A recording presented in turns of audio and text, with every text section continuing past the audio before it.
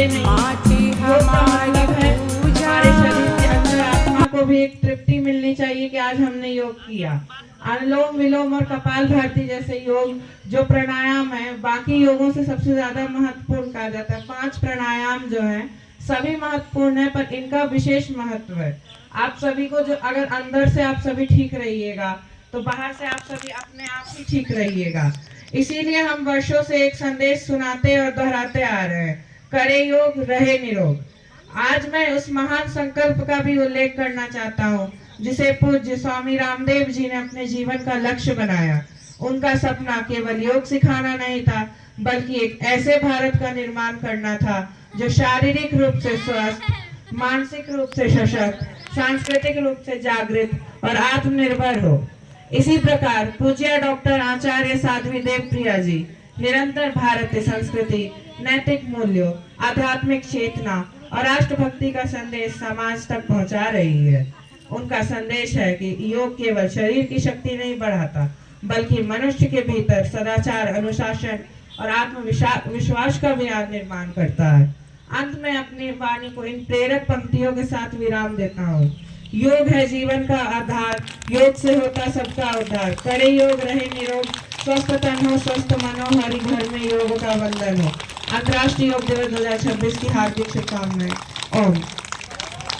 वाह, बहुत बढ़िया बेटा।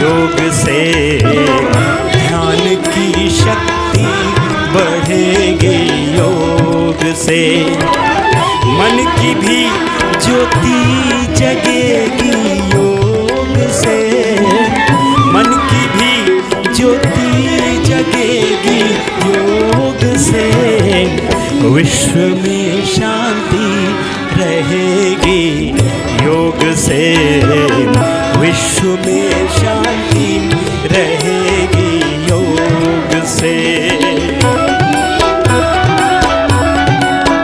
जय हो।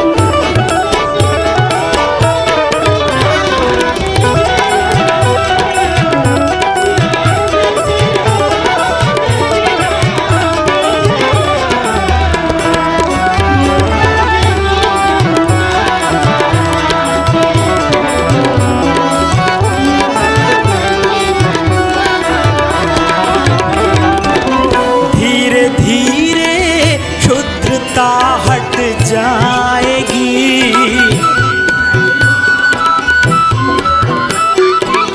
धीरे धीरे शुद्धता हट जाएगी, ज्ञान की गरिमा मिलेगी, योग से ज्ञान की गरिमा मिलेगी, योग से मन की भी ज्योति जगेगी।